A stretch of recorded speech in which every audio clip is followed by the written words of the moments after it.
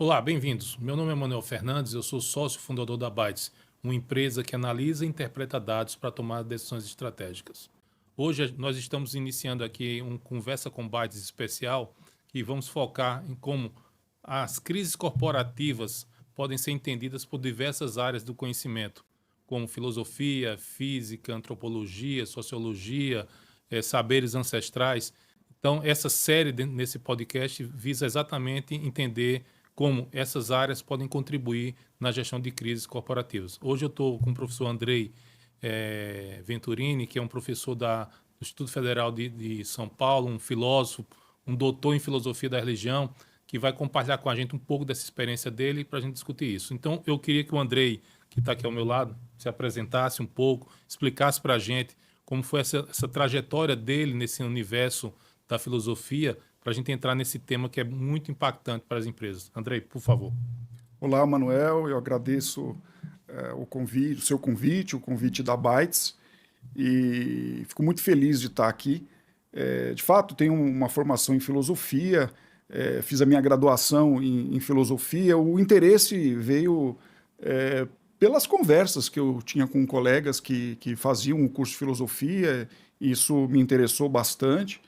Eu entrei no curso, eu acho que eu acertei o alvo, né? De fato, quando eu começava a pensar em fazer um outro curso, eu pensava em fazer filosofia de novo, então eu me apaixonei assim pela área. Fiz o meu mestrado, fiz o doutorado, toda aquela formação acadêmica, né? E depois eu passei num concurso no Instituto Federal de São Paulo. O Instituto Federal de São Paulo tem vários cursos, inclusive cursos de matemática, química, né? Cursos superiores. E nesses cursos existem algumas disciplinas que são pertinentes à filosofia. Por exemplo, filosofia da ciência, lógica, né? Então eu ministro essas disciplinas nesses cursos, né? Então, tudo isso para dizer o seguinte, que de alguma forma a filosofia é uma área que busca uma interlocução com outras áreas, né? Então eu fico muito contente de estar aqui como um estudioso da filosofia e poder falar de filosofia para um grupo que por vezes vê a filosofia somente como uma atividade única e exclusivamente acadêmica, né?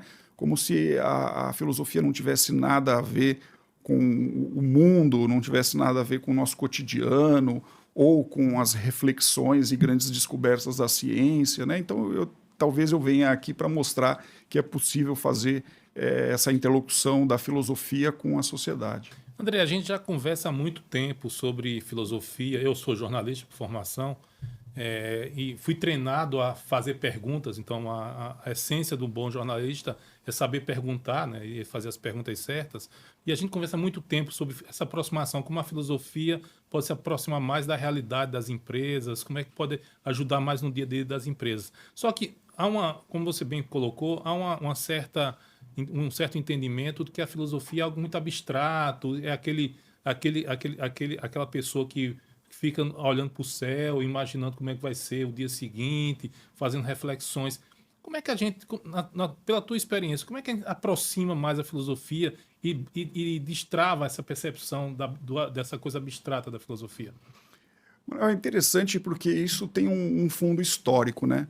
Se nós pensarmos aqui, um dos primeiros filósofos, pelo menos o Aristóteles o chama, né, do primeiro filósofo, que é Tales de Mileto, há uma história bem anedótica em relação ao que acontece com Tales quando ele está olhando para os céus, né? Os primeiros filósofos são filósofos da natureza. O Aristóteles chamava esses filósofos de fisicóis, de físicos, né? Filósofos que estão interessados em entender a estrutura do cosmos, o princípio constitutivo do cosmos.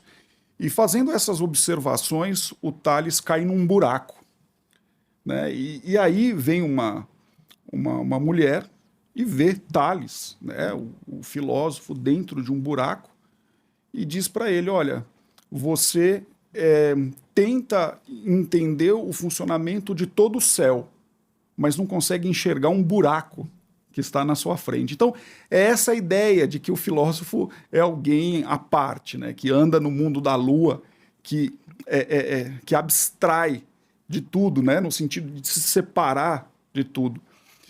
E veja, essa é uma característica, né, do filósofo. Por quê? Porque ele vai tratar de temas teóricos e que, por vários motivos, estão longe do interesse das pessoas, que geralmente têm um interesse prático, né?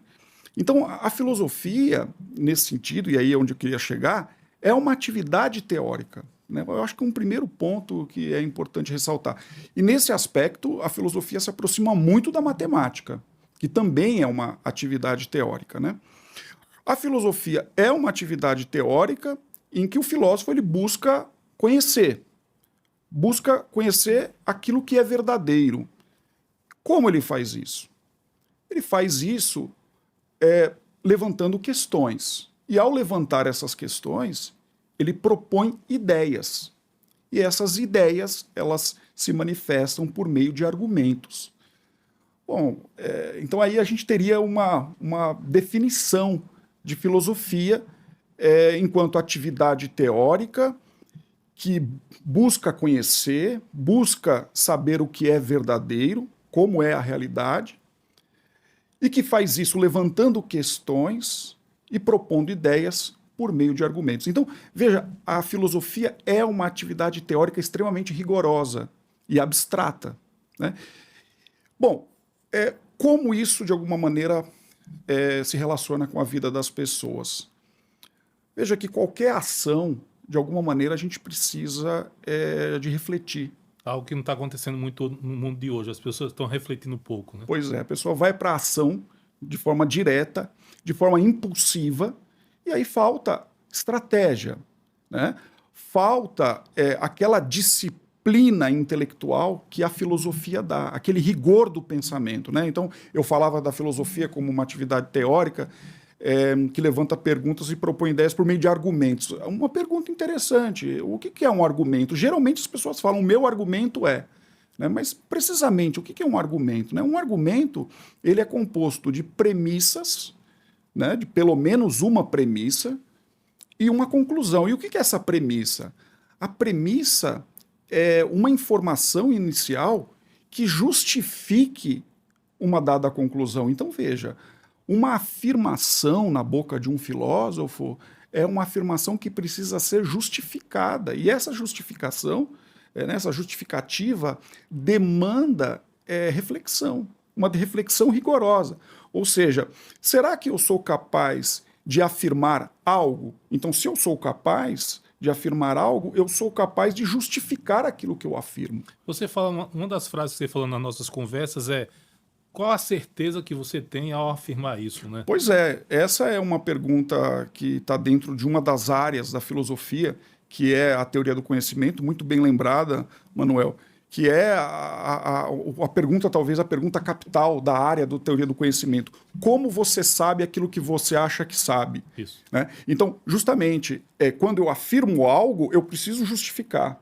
E a justificativa, ela se dá por meio de informações iniciais, por meio das quais você consegue inferir uma dada conclusão e dizer, olha, essa conclusão ela é consequência lógica dessas informações iniciais. Então, isso é reflexão. Isso fala de uma certa atividade mental sofisticada. Então, talvez, e essa é a minha impressão, que essa atividade mental sofisticada ela pode ser favorável para as empresas que, de fato, têm uma preocupação em conhecer aquilo que faz, em pensar estratégias para que possa agir. Então, nesse sentido, a filosofia ela pode ser de grande valia. Lá na Bytes, nesses 19 anos que a gente tem de operação, né, vamos completar 20 anos no ano que vem, a gente tem um que a gente chama a metodologia Bytes. A gente desenvolveu uma metodologia que, quando alguém nos procura em busca de alguma questão,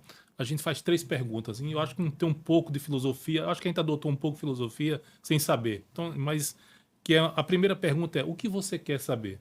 E normalmente as pessoas dizem: eu quero saber tudo. E aí a segunda pergunta a gente faz: mas o que você precisa saber? Aí já reduz um pouco. e aí fala, não, eu preciso saber disso. E a terceira questão que a gente faz, que a gente coloca para o cliente, é o que você vai fazer com o que você sabe agora. Esse para a gente é o que é mais importante. E aí eu faço uma pergunta para você, assim, como uma pessoa comum, antes da gente entrar nessa questão da discussão corporativa, das empresas, como uma pessoa comum pode fazer o bom uso da filosofia no seu dia a dia? É que, pelo que eu estou vendo nesse mundo contemporâneo, nesse mundo instantâneo, esse mundo de redes sociais, de internet, esse mundo que a Bytes está inserida, que a Bytes interpreta bem, eu fico imaginando que as pessoas tomam decisões quase sem pensar, sem refletir. Então, como é que a gente pode usar o saber filosófico, ou a ferramenta filosófica, para tornar a vida da gente mais agradável e mais compreensível dessa realidade? Isso é interessante porque a tua fala me faz lembrar de um pensador importante do século V a.C., que é Sócrates. E Sócrates, eu acho que tem uma coisa que ele enfatiza bastante, que é a importância das questões.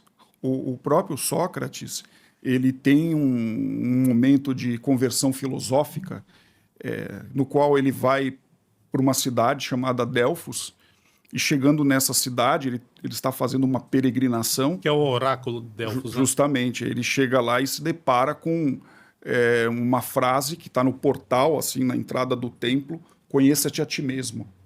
Então ele vê aquela frase quase como uma demanda da própria divindade, Apolo, dizendo para ele: o que você deve fazer é conhecer a si mesmo, né? E é interessante que depois que ele se depara com essa frase, ele tem uma mudança radical, né, na sua vida. Ele deixa os negócios, ele era uma pessoa, era um herói de guerra, né, e ele passa a viver como um homem muito simples, totalmente voltado para o conhecimento. E é interessante que ele dizia o seguinte, que ele não conhecia nada, ele não sabia nada, e que ele precisava estar próximo das pessoas para fazer as perguntas adequadas, porque ele era um perguntador por excelência, né? Então ele precisava fazer as perguntas para que ele possa conhecer. Então ele dizia assim: a minha mãe era uma parteira de corpos, eu sou um parteiro de ideias. Então Sócrates nos ensina que as perguntas, elas são muito importantes. Não que as respostas não sejam importantes, são extremamente importantes, em filosofia também. Mas as perguntas, elas são relevantes. Então, eu acho que essa abordagem, por meio de questões, isso me lembra muito o pensamento socrático. E agora, o desdobramento disso, né, na vida das pessoas. Então, mais uma vez, eu recorro a Sócrates, justamente porque tem uma outra história que ele conta. Na verdade, a gente conhece essa história por meio de Platão. Sócrates nunca escreveu nada. Platão talvez tenha sido o filósofo mais importante, que foi discípulo, né, de Sócrates. E numa obra chamada Apologia de Sócrates, o Platão conta essa história, na qual Querofonte, um amigo de Sócrates, vai até o templo de Apolo, e chegando lá ele pergunta para a sacerdotisa, para Pítia, qual é o homem mais sábio, né, de Atenas, e a sacerdotisa diz: é Sócrates. E Querofonte volta para Atenas e fala isso para Sócrates. E Sócrates, ele fica um pouco espantado com essa história, né? Ele diz: bom, a divindade não errou, mas assim, no que consiste a minha sabedoria? E ele se propõe a investigar isso. Ele percebe que as pessoas que tinham mais fama de sabedoria são as que sabiam menos. E lá pelas tantas, ele diz assim: eu acho que eu sei o que ela quis dizer. Ela quis dizer o seguinte: eu não sei, e pelo fato de não saber, e saber que eu não sei, então eu sou mais sábio. Ou seja, no que consiste a minha sabedoria? Consiste na percepção daquilo que eu não sei. Então, isso é interessante, porque a filosofia, enquanto atividade crítica, parece que desmancha aquelas ideias que por vezes se apresentam na nossa cabeça como pedras enrijecidas e que nos impede, de fato, de conhecer as coisas com clareza. Então, as perguntas, elas são importantes porque abre caminho para que a gente possa pensar as boas respostas. Então, a arrogância é contrária à sabedoria. A sabedoria está associada à simplicidade. Totalmente, totalmente. Veja, e a simplicidade é difícil. A simplicidade é difícil, né? Então, só te interrompendo. Numa crise onde está aquele caos instalado na empresa, se você chegar para uma discussão com um nível de arrogância, de achar que sabe tudo, o risco de você gerenciar a crise muito mal é muito grande. Né? Sim, porque você está subestimando uma onda gigantesca que você não sabe muito bem o que está lá. Mas o que você precisa saber é as estratégias necessárias, né, para que você possa enfrentar essa onda. Então, de fato, quando a pessoa se mostra arrogante, né, ela está achando que tem uma solução única para os problemas. E a gente sabe que as coisas não são assim tão fáceis. Por exemplo, eu vou dar um exemplo. Educação. Né? Vamos supor, eu tenho 3 filhos. Você pode dar a mesma educação para os 3. Cada um vai reagir de forma diferente. Então, veja que numa crise é a mesma coisa. Você pode ter um padrão, né? Mas cada crise tem a sua característica circunstancial. E veja, aquele que está usando, por exemplo, da filosofia a fim de auxiliar aquele empresário a gerir a crise, ele tem que ter ciência disso. Essa humildade, essa simplicidade de perceber que, olha, eu não tenho todas as respostas, mas eu tenho algumas perguntas que podem ser fundamentais para nos munir e amenizar o baque. Eu nunca acho que uma crise ela vai ser sanada sem nenhum dano.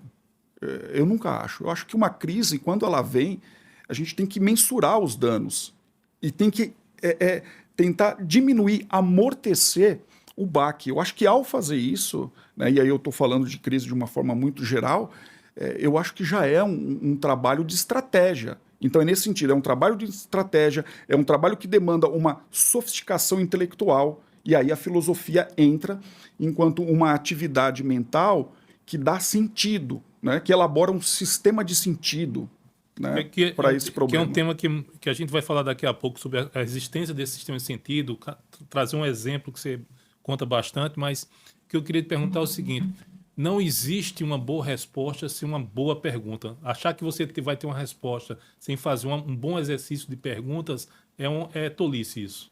É tolice. Tem um texto do Platão chamado Teeteto. Inclusive, nesse texto, o início do texto é uma pergunta sobre o que é conhecimento. Né? E eles vão passar lá páginas e páginas discutindo o que é conhecimento. E é interessante que o Platão ele fala que o ponto de partida da filosofia, e o Aristóteles retoma essa ideia, o ponto de partida da filosofia é o taumatzen, que a gente pode traduzir como admiração, como espanto. E, por vezes, as questões nos deixa espantados, de fato. Então, é nesse sentido que eu penso que a filosofia, elaborando questões, né, ela pode nos ajudar, porque nos prepara antecipadamente. Né? É uma preparação antecipada, é uma preparação de gabinete, vamos dizer assim, uma preocupação teórica, e que nos ajuda a traçar estratégias para enfrentar a grande onda. Né? E a gente vai enfrentar isso de que maneira? Usando do discurso, usando da linguagem. Né? Essa é vamos dizer assim, a arma do filósofo. Então, aproveitando esse gancho da linguagem, qual a origem? Você é um estudioso de grego, você escreve em grego, você lê em grego, além de francês, inglês e português. Mas qual a origem da palavra crise? O que é que crise significa? De onde é que vem essa palavra? O que é que ela significa? Então, a palavra grega é crisis, né, significa separação, significa cisão. Então, veja que... É um momento no qual você se distancia do objeto. Sim, é um rompimento. É um rompimento. Um rompimento. Então, eu diria o seguinte, né? quando você está numa praia, né, e você consegue olhar quem está do seu lado, você tem uma perspectiva, né, de quem está dentro da praia. Quando você se afasta um pouquinho, né, para o mar, esse afastamento, essa cisão permite que você veja as coisas de uma maneira mais ampla. Então, uma crise, ela gera esse distanciamento. Vamos pensar aqui em termos de empresa, o distanciamento ele pode acontecer entre a empresa e justamente os clientes, em função de alguma coisa que afasta, ou a crise ela pode ser interna, né? Dentro da própria empresa, isso de alguma forma leva a uma certa implosão, um afastamento de todos, ou das áreas, ou de partes que são fundamentais, ou seja, a empresa deixa de funcionar de forma sistemática, de forma orgânica, né? Então, veja, a filosofia ela está acostumada a lidar com inúmeras crises, né, que fazem parte da epopeia do pensamento ocidental. Então, de alguma maneira, o que a gente precisa fazer diante da crise é unir aquilo que afastou, né, reconectar aquilo que está distante. Então, o que significa superar uma crise, que eu vou chamar de uma crise externa? É justamente criar meios linguísticos de reconexão entre a empresa e o público. Fazer as perguntas que reaproximam você do objeto que está distante, né? As perguntas e as estratégias discursivas que funcionam como ponte de acesso. Então, como você supera a crise? Superar a crise é superar esse distanciamento, justamente. Quando a crise se desmancha, ela se desmancha quando há uma reconexão. É claro que ficam marcas aí, né? Mas justamente a linguagem ela tem essa função de reconectar, né? De dar sentido. E quando isso acontece dentro da empresa, a mesma coisa. Então isso pode ser resolvido por meio de discursos, é claro que discursos que funcionam como estratégias que nos ajudam a agir, né? Então, é nesse sentido, essa sofisticação da linguagem, essa percepção de que a linguagem tem essa função de conexão das coisas, que a filosofia entraria como um suporte, né? Então, toda crise ela está inserida dentro de um sistema de sentido. E é esse conceito aqui de sistema de sentido que eu quero compartilhar aqui com quem está nos acompanhando, tanto por áudio ou por vídeo. Eu queria que você contasse um exemplo de alguém que entendeu bem um sistema de sentido e gerenciou a crise. E esse alguém é o Marquês de Pombal, no terremoto de Lisboa, no dia 1º de novembro de 1755. O que foi que aconteceu naquele dia ali que o Marquês de Pombal conseguiu gerenciar aquela crise porque ele entendeu o que é um sistema de sentido? Então, essa é uma história interessante, né? É claro que o acontecimento é trágico, é uma crise, né? Mas o desfecho foi interessante para a gente pensar essa temática do sistema de sentido. Então, dia 1º de novembro, dia de Todos os Santos, olha só, Lisboa era vista como uma cidade extremamente promissora do ponto de vista financeiro. Então, tudo que tivesse que acontecer e ter sucesso acontecia em Lisboa. E também era visto como um lugar de muita ganância, né? Justamente onde tem o dinheiro, a ganância ela aparece. Era quase uma Sodoma e Gomorra. Isso, justamente. Da sua época. Era visto como uma cidade de gente gananciosa. Bom, nesse dia 1º vem um terremoto, né? E esse terremoto destrói a cidade de Lisboa. Inclusive, quem vai para Lisboa, muito do que vê é pós-terremoto de Lisboa. E algumas regiões um pouco mais altas, assim, que você vai, você vê placas. Olha, essa construção resistiu ao terremoto de Lisboa, e existem plaquinhas lá que mostram isso. E veja, além do terremoto, teve 10 minutos de maremoto também. Ondas gigantescas, a cidade ela começou a pegar fogo, né? A cidade ficou destruída.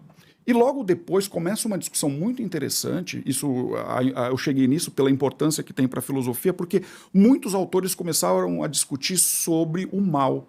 Afinal de contas, né? Por que o terremoto em Lisboa? Então, um grupo defendendo a divindade, o Deus teísta do cristianismo, dizia assim, olha, já que é uma cidade gananciosa, é uma espécie de Sodoma e Gomorra, do mundo moderno. Então, não sendo, tá? É só uma analogia, é só uma analogia. Então, veja que Deus mandou o terremoto ali para que as pessoas, que servisse de aviso, né? Como um aviso para a conversão. Então, uns defendiam que isso tinha uma ingerência da divindade. Já um outro grupo, né, e entre eles está o pensador Immanuel Kant, ele dizia, não tenham medo, porque isso não foi provocado por uma divindade. Na verdade, esse terremoto ele tem causas naturais, e o Kant ele escreve 3 artigos sobre essa temática. Né? Sobre o terremoto de Lisboa. O terremoto de Lisboa. E um outro, vou pegar aqui o Marquês de Sade, que chega a dizer o seguinte, olha, a divindade ela é má. Ela quer ver as pessoas sofrendo mesmo. Então, o que eu estou querendo dizer com isso? A partir desse evento, uma discussão filosófica extremamente ampla surgiu. Porque o grande problema é, se Deus enviou o terremoto em Lisboa, por que não vai enviar para Paris? Por que não vai enviar para as outras grandes cidades da Europa, que não estão muito distantes de Lisboa em termos de ganância, de pecado e etc. Né? Então, isso tomou a Europa como uma espécie de preocupação. Bom, para além disso, de todos esses discursos e desses vários textos sobre o tema, inclusive eu queria indicar uma obra para quem quiser ler um pouco mais sobre isso. A obra se chama O Mal no Pensamento Moderno, de uma filósofa americana chamada Susan Neiman, né? E ela faz uma análise do conceito de mal desde o terremoto de Lisboa até Auschwitz, então é um texto que vale a pena a leitura, pela editora Record, se eu não me engano. E o que eu queria falar é que justamente depois do terremoto precisávamos agir. Ou seja, precisa reconstruir a cidade de Lisboa. E quem aí aparece? Marquês de Pombal. E o problema era que, após o terremoto de Lisboa, começou a morrer muita gente. Então, imagina, lixo na rua, as pessoas não foram enterradas, né? Uma situação de caos.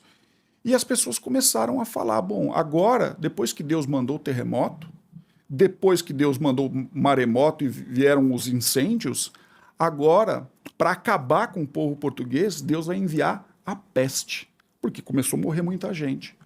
O que o Marquês de Sade fez como uma das... Marquês de Pombal. Marquês de Pombal. Uma das primeiras coisas que o Marquês de Pombal fez foi justamente dizer, olha, o jornal deve circular. Primeira coisa. Então, veja, o jornal precisa circular. Que era a internet da época. Pois é a rede da época, né? O lugar da notícia. Onde formavam percepções e impressões. É o areópago da época, é a mídia social da época. E veja, o Marquês de Pombal faz questão de dizer o seguinte, não é uma peste, é uma epidemia. A pergunta cá entre nós, o que mudou? Não mudou nada. Mudou, do ponto de vista da realidade, nada mudou, as pessoas continuavam a morrer. Mas ao dizer que é uma epidemia e não uma peste, significa que a epidemia tem controle. Então o que ele fez? Por meio dessa palavra, ele estabeleceu um sistema de sentido que acalmou as pessoas começaram a sair de casa, enterrar os mortos. Porque uma peste é um ato divino e uma epidemia é um ato humano. É a ideia de que a peste, por ser uma atividade divina e por ser avassaladora, o ser humano não tem nenhuma ingerência. Agora, a epidemia, sim, né? É um grau menor, então nós temos ingerência, nós temos como controlar. E ao dizer que é epidemia, então significa que está controlado. Se está controlado, de alguma maneira a gente pode começar a organizar a vida. E é justamente o que acontece. As pessoas começam a enterrar os mortos, a retirar o lixo, reconstruir as casas, e aí a cidade ela começa a se renovar. Então, sistema de sentido é quando eu estou diante de uma crise, é entender como eu posso enfrentar essa crise, identificar o que está acontecendo e enfrentar essa crise usando a linguagem como minha ferramenta fundamental. Ferramenta fundamental. Justamente fundamental, e aí a palavra é muito boa, porque ela é a base, né, da reflexão e a base da ação. A gente não tem a ação diante de uma crise, porque é necessário agir, é necessário tomar decisões.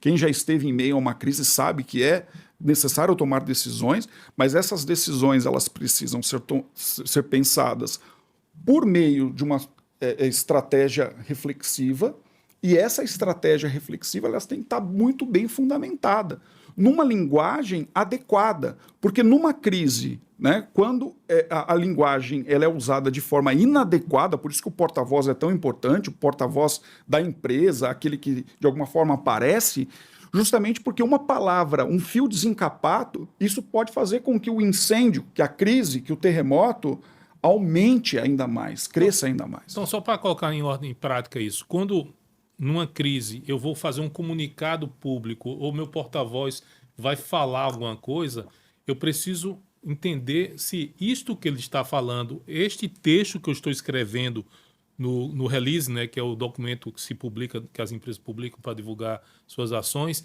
eles estão conectados ao sistema de sentido que eu quero representar. Justamente. Não é só sentar e escrever. Eu tenho que fazer uma reflexão sobre se isso está conectado e se isso vai gerar empatia à minha audiência. Né? Veja, e isso é alguma coisa que demanda preparação. Veja só, as pessoas falam de coisas importantes da vida, entre as quais está, por exemplo, alguém que vai ser pai, né? Mãe. Então, criar um filho é algo importante. Geralmente, ninguém se prepara para ser pai, para ser mãe. As pessoas não se preparam. E veja, em relação às crises, há empresas que também não se preparam. Ou seja, a crise ela não vai ser resolvida com facilidade se eu resolvo refletir e pensar somente em meio à crise, em meio ao furacão. É por isso que a reflexão é alguma coisa que demanda tempo. E essa reflexão ela tem que ser prévia. É por isso que a gente vem conversando bastante, Manuel, sobre a importância do comitê de crise, porque o comitê de crise, que é um comitê de crise permanente, nos ajuda a pensar como agir diante das crises que estão acontecendo com outras empresas, as crises que já aconteceram.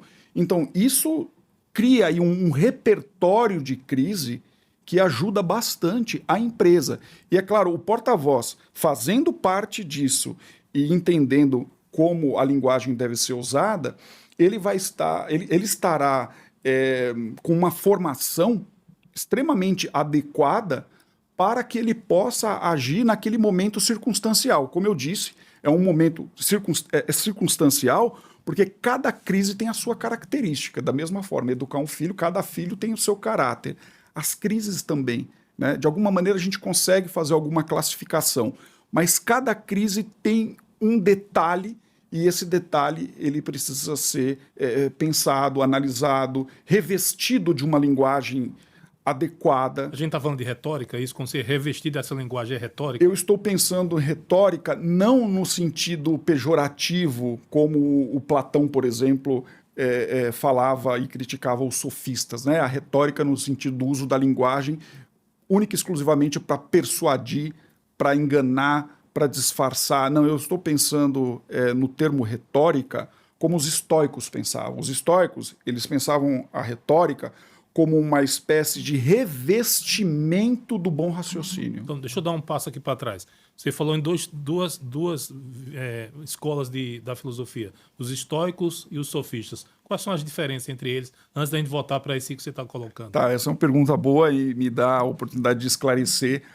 um momento da história da filosofia que eu particularmente gosto muito. Como eu disse, né, o Aristóteles chamou Tales de Mileto de physikoi, né, os filósofos da natureza. Então a filosofia nasce com uma preocupação com o cosmos. Mas com Sócrates e os chamados sofistas, há uma mudança no eixo investigativo da filosofia. A filosofia passa a pensar as questões que têm a ver com o humano. A educação, a política, as questões éticas, né? Então, tudo isso passa a fazer parte dos objetos de investigação da filosofia, entre os quais a linguagem. E aí vai surgir um grupo de pensadores que são um efeito da democracia grega, né? A democracia grega, ela se insere mais ou menos no ano 507 antes de Cristo, e no ano 480, mais ou menos, a gente não sabe precisamente, 490, 480, nasce um pensador chamado Protágoras, que é o primeiro sofista. E por que o nome sofista? Sofista vem da palavra grega sophos, que significa sábio. Então, o sofista, geralmente, ele não era um grego, era um estrangeiro. Então, eu costumo dizer o seguinte, não era um aristocrata, tinha que pagar boleto. Então, ele chegava na cidade, por exemplo, Atenas, e ele vendia, entre aspas, né? E aí eu vou falar disso daqui a pouco, mas ele vendia uma espécie de curso para que a pessoa pudesse se comunicar bem. E por que isso é importante, né, naquele contexto? Porque nesse contexto houve uma passagem de um governo tirânico, o Hípias foi o último tirano deposto, e chega a democracia. E com a democracia, aquele que falasse bem, aquele que conseguisse articular melhor o discurso, conseguia se sobressair. Então, o que aconteceu? Porque tudo isso acontecia na praça, justamente. Na ágora, né? Isso, era o espaço público, né, da cidade, era justamente onde os grandes debates aconteciam. Era a internet da época. Pois é, né, a praça pública. Então, a linguagem ela tornou-se algo fundamental.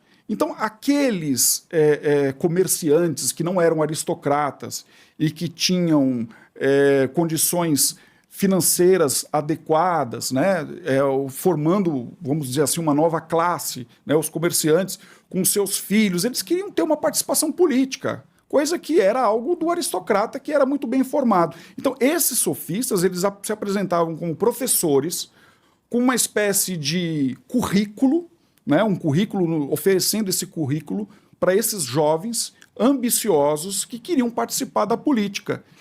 Então, o que os sofistas fizeram? Eles fizeram esse trabalho de ensinar essa arte da linguagem, essa arte da retórica. Veja, isso no começo, com sofistas como o Protágoras, o Górgias, esses sofistas eram muito respeitados, inclusive pelo Platão. Platão ele tem um texto chamado Protágoras, né? Então, o Protágoras era um sofista extremamente respeitado. Mas com o tempo, veja que esse movimento da sofística foi se degenerando, de tal forma que hoje, por exemplo, quando a gente usa a palavra sofisma, você diz, olha, Manuel, isso é um sofisma, eu estou dizendo que você está usando de uma linguagem a fim de me convencer de algo ou de me persuadir, mas algo que não tem nenhuma relação com aquilo que é verdadeiro, né? Então, veja que o movimento ele foi se degenerando e é por isso que o Platão ataca os sofistas, no sentido de criticar os sofistas, né? Porque é como se os sofistas não tivessem um compromisso com a verdade. Agora, veja, um pouquinho mais para frente na história da filosofia, depois que as cidades-estados elas são desmanchadas pelo projeto de uma monarquia universal elaborado justamente por Alexandre o Grande, vão surgir várias escolas filosóficas, né? O cinismo, o epicurismo, o ceticismo e o estoicismo.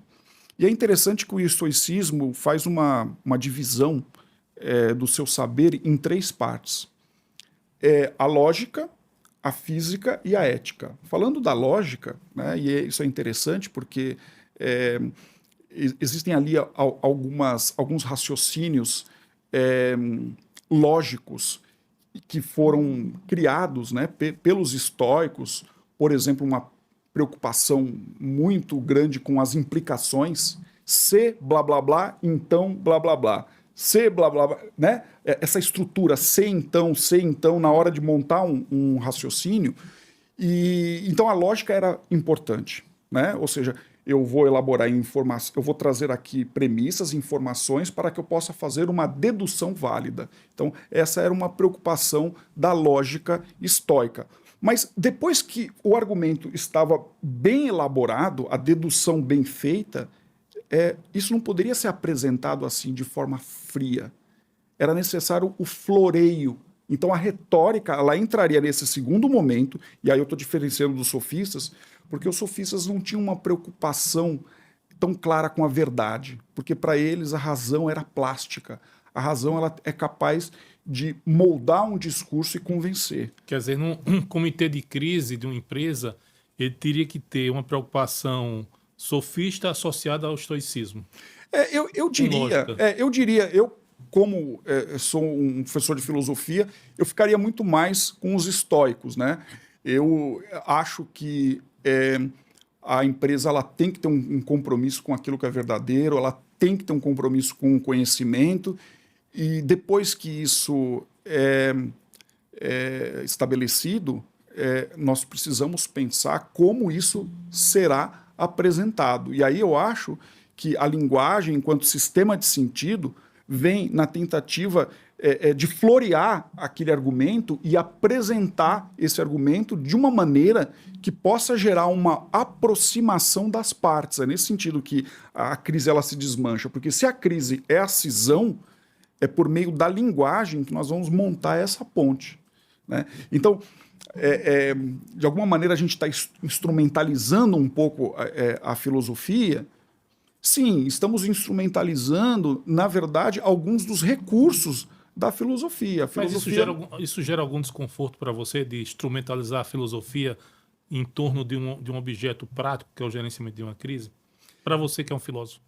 Então, você sabe que talvez isso possa gerar um certo desconforto, no sentido de que a filosofia ela passa a ter relevância em função dos seus efeitos. Então, para nós, filósofos, independente dos efeitos, né, a filosofia ela tem a sua relevância por ser uma atividade cognitiva. E eu estou chamando a atenção disso porque o ponto de chegada do filósofo é o conhecimento, né? Existem várias formas de a gente pensar o que é conhecimento, mas existe uma definição canônica de conhecimento, que é uma crença verdadeira justificada. Então, o filósofo ele vai se preocupar com isso.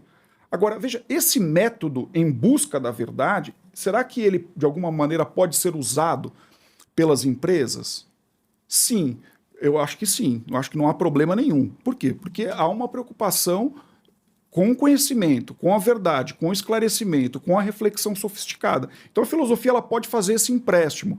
Então, o meu pudor é as pessoas começarem a achar que a filosofia é somente essa atividade voltada à técnica empresarial. Ah, não. Isso está muito claro para mim, e parte desse nossa série aqui, quando a gente vai trazer outros especialistas de outras áreas, outros doutores de outras áreas, a gente vê assim, existe a ciência, existe o conhecimento, existe a área de conhecimento dessa ciência, né, desses especialistas. Eu não quero aqui pasteurizar a filosofia, mas eu acho que há um conjunto de pontos de contato que a filosofia pode ajudar. Porque, por exemplo, diante do que a gente está conversando aqui, a gente falou de sofismo, a gente falou de estoicismo, a gente falou de Platão, Sócrates, obviamente tem um nível de discussão muito acima disso. Mas no dia a dia, a gente vive, a filosofia ela não está desconectada da realidade. Eu costumo dizer que a internet não existe no vácuo. A internet e o resto do mundo não é. A internet representa o mundo, assim como a filosofia representa as pessoas. Porque eu caminho aqui numa direção, assim, e uma pergunta que eu te faço, diante disso, a gente consegue montar uma matriz de gerenciamento de crise, tendo alguns elementos da filosofia como ferramenta disso? Então, eu penso que sim. Como o filósofo tem como seu principal instrumento a linguagem, e como em uma crise a linguagem ela funciona como um cimento, né, que aproxima as partes que de alguma forma se distanciaram e a crise está aí. Então, nesse sentido, eu acho que a filosofia ela pode ser um instrumental importante. Agora, eu vejo isso de uma forma positiva, Manuel, e aí esse é um ponto que eu gostaria de destacar.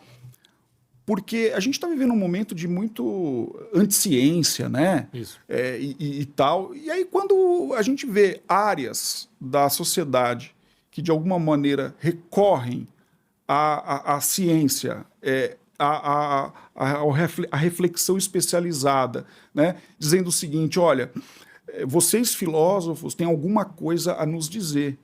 Então, esse convite, essa aproximação, eu acho extremamente interessante, extremamente válida, né? A filosofia é uma área, como ela é muito rica em termos intelectuais, ela proporciona uma aproximação, né?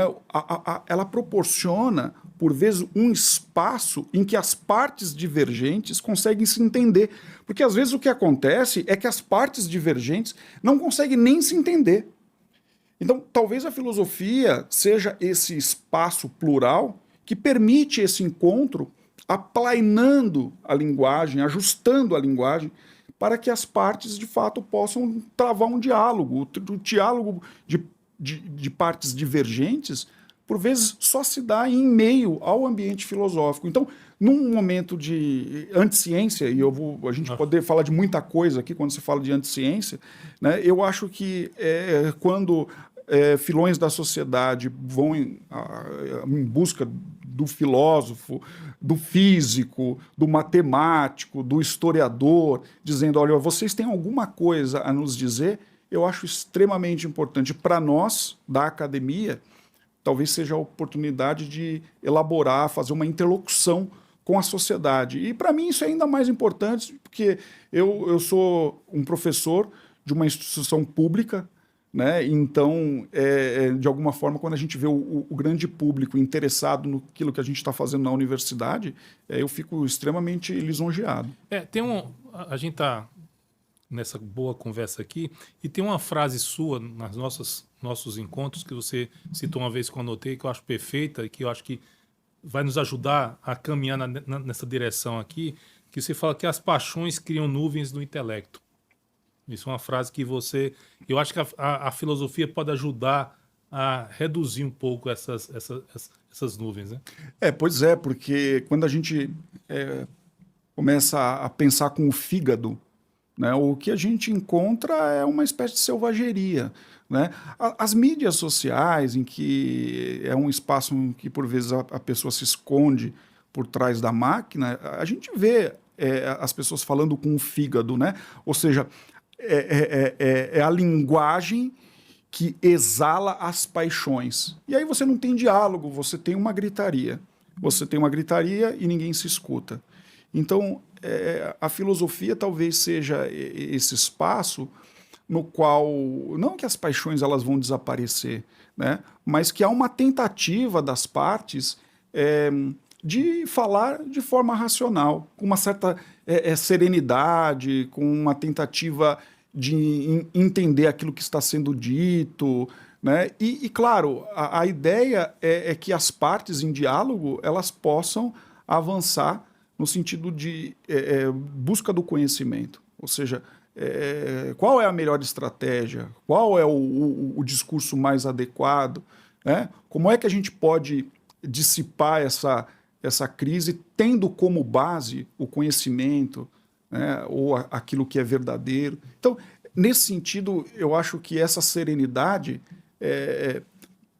altera isso, não são as paixões que vão, de alguma forma, alimentar o meu discurso, mas é aquela serenidade terna da racionalidade. Mas se um presidente de uma empresa chegasse para você e perguntasse, Andrei, como é que eu devo entrar num comitê de crise para gerenciar uma crise? Eu devo ser estoico no sentido de entender como aquela crise representa? Eu devo ser sofista?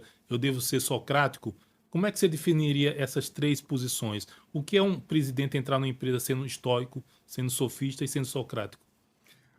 Olha, eu vejo que o presidente, quando ele entra num comitê de crise, de pessoas, e aí eu estou entendendo o comitê de crise como um comitê permanente de crise, pessoas que estão sempre refletindo sobre essa temática. Eu acho que a primeira coisa que o presidente deveria fazer é escutar, né, as partes, escutar as pessoas que estão em meio à crise. Isso é ser socrático. Isso, de alguma forma, é ser filósofo, porque o filósofo é aquele que chega por último. O que eu estou querendo dizer com isso? O filósofo é aquele que demora para dar um passo, porque ele pondera antes. Então, quem deve fazer esse trabalho de ponderação é o presidente. O presidente é aquele que vai ponderar, né? Porque o presidente, por vezes, é aquele que conhece a empresa de forma orgânica, conhece cada uma das partes e como essas partes dialogam entre si. E é justamente esse momento, é um momento para o presidente, de alguma maneira, escutar as partes e aí se colocar como mais uma força na tentativa de pensar estratégias, né? Ele não pode ser parte do problema, ele tem que ser um grande ouvinte dessa discussão, né? Justamente, porque se o presidente ele entra no furacão, ele pode ser facilmente engolido por ele. Andrei, para a gente concluir aqui nessa bela conversa aqui, te agradecer pelo seu tempo e dizer como é importante a gente ter esse debate, qual seria a sua principal mensagem para executivos sobre o papel transformador da filosofia na gestão de crises? Bom, a minha dica, né, que eu daria é justamente que a crise seja levada a sério, mesmo uma crise pequena, porque um grande incêndio, por vezes, começa a partir de um fio desencapado, né? Uma coisa muito pequena que pode ganhar proporções e que, quando você se dá conta, aquilo já cresceu. Então, primeiro, que a crise ela esteja no horizonte da empresa. E o que eu quero dizer com isso? A crise precisa sempre estar no horizonte da empresa. Significa que a empresa precisa trabalhar de forma preventiva, né? Então, as minhas dicas seriam duas. Primeiro, trabalhar a crise de forma preventiva, de modo que a crise esteja sempre no horizonte da empresa. Talvez essa seja uma forma inicial de se prevenir e, quando a crise vem, de agir. Mas, fazendo uma última pergunta, como é que eu posso ter uma postura preventiva num mundo tão instantâneo como esse? Pois é, por isso que a filosofia, né, os primeiros filósofos, eles falavam que uma das grandes preocupações, uma das coisas que era necessária para ser filósofo é o ócio, né, que é justamente o tempo de reflexão. O tempo de reflexão. Então, veja, a empresa, eu sei que numa empresa é tudo muito acelerado. Então, a empresa ela precisa criar um ambiente de reflexão. Agora, veja, o ambiente de reflexão ele não vale somente para o comitê de crise, né?